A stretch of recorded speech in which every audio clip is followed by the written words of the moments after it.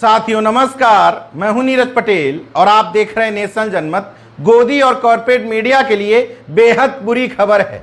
अभी तक उनकी बाँछें खिली हुई थी कि खिलाड़ी वापस काम पर लौट गए हैं, उनके आका पर अब सवाल नहीं उठ रहे हैं। मगर सोनीपत की खाप पंचायत में खिलाड़ियों ने फिर से स्पष्ट कर दिया कि 15 जून तक अगर ब्रजभूषण शरण सिंह की गिरफ्तारी नहीं हुई तो वो दुगनी ताकत के साथ फिर से धरने पर बैठ जाएंगे।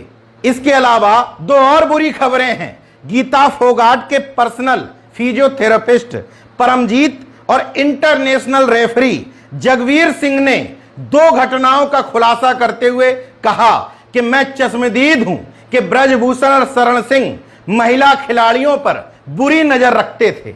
जहां एक तरफ गोदी मीडिया नाबालिग लड़की के केस वापस लेने को लेकर लाहालोट है, वहीं दूसरी तरफ साक्षी मलिक और बजरंग पुनिया ने इस महापंचायत में शामिल होते हुए सीधे सीधे सरकार को और गोदी मीडिया को चेतावनी देते हुए कहा, मैं यह क्लियर कर देती हूं कि हम सब एक हैं।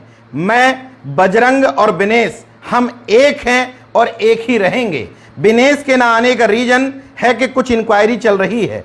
हम शुरू से मांग कर रहे हैं कि ब्रजभूषण को तुरंत गिरफ्तार किया जाए। वह बाहर रहेगा तो दूसरों पर प्रेशर रहेगा। पॉक्सो एक्ट वाली लड़की टूट चुकी है, धीरे धीरे और भी लड़कियां टूट जाएंगी।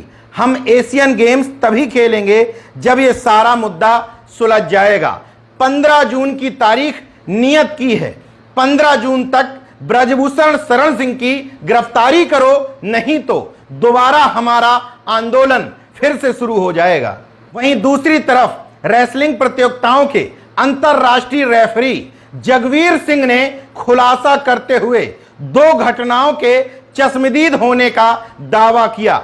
एक घटना इंडिया में लखनऊ की, दूसरी घटना थाईलैंड में फुकेट की। जगवीर सिंह ने एक टीवी चैनल से बातचीत करते हुए मार्च 2022 की एक घटना का खुलासा किया। लखनऊ के अंदर ट्रायल चल रहा था, जिसके पूरा होने के बाद ब्रजभूषण ने फोटो सेशन के दौरान एक हैवी वेट वाली रेसलर को गलत तरीके से छुआ था। महिला रेसलर्स को उस घटना के बाद घबराते हुए देखा गया और ब्रजभूषण को कुछ कहते हुए भी देखा गया था। इसके अलावा जगवीर सिंह ने दूसरी घटना का खुलासा करते हुए बताया, 2013 की एक घटना है, थाईलैंड में जूनियर एशिया चैंपियनशिप हुई थी। वहां भी ब्रजभूषण शरण सिंह गए हुए थे। इस दौरान भारतीय खिलाड़ियों को कहा गया कि उन्हें आज भारतीय डिनर करवाया जाएगा। डिनर के समय ब्रजभूषण शरण सिंह और उनके साथी नशे में थे। जब वो खिलाड़ी डिनर के लिए वहां आई तो उनके साथ जहां नहीं छूना चाहिए था वहां भी छुआ गया।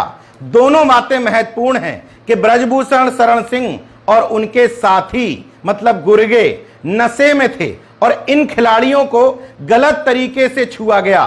खैर, इन सब खबरों के बीच में गीता फोगाट के पर्सनल फिजियोथेरेपिस्ट परमजीत ने 4 बड़े आरोप लगाए हैं। पहला आरोप, आधी रात को लड़कियां बाहर जाती थीं। गीता फोगाट 2014 में मुझे अपना पर्सनल फिजियोथेरेपिस्ट बनाकर साईं लखनऊ कैंप में ले गईं। मैंने देखा कि आधी रात के बाद लड़कियां बाहर जाती हैं, जिसकी मैंने अपने लेवल पर जांच की। मुझे पता चला कि जिन गाड़ियों में ये लड़कियां ले जाई जा रही हैं वह बीजेपी सांसद और फेडरेशन के अध्यक्ष ब्रजभूषण सिंह की सिक्योरिटी में लगी गाड़ियां होती थीं। दूसरा आरोप, मैंने चीफ कोच कुलदीप मलिक और कमल सेन को कहा कि आधी रात में बच्चे कहीं बाहर जाते हैं, इनको देखा जाना चाहिए। कई बार मीडिया से भी साझा करने की कोशिश की, लेकिन मेरी बात को दबा दिया गया। तीसरा आरोप, लड़कियों ने कहा कोई चारा नहीं, फिर हमें हटा दिया। मैंने इस बारे में रात को बाहर जाने वाली लड़कियों से बात की। लड़कियों ने कहा कि इसके अलावा उनके पास कोई दूसरा चारा नहीं है। मैंने लगातार कंप्लेंट की तो अचानक मुझे लखनऊ के साईं कैंप से छुट्टी दे दी गई। चौथा आरोप, कैंप में ब्रजभूषण की पूरी टीम पहलवानों के पीछे।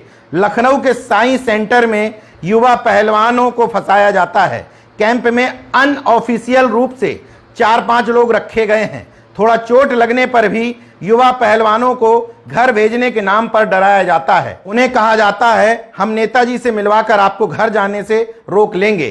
कैंप में ब्रजभूषण की एक पूरी टीम काम करती है। गोदी मीडिया सवाल करता है कि पहले ये सब बातें सामने क्यों नहीं आई।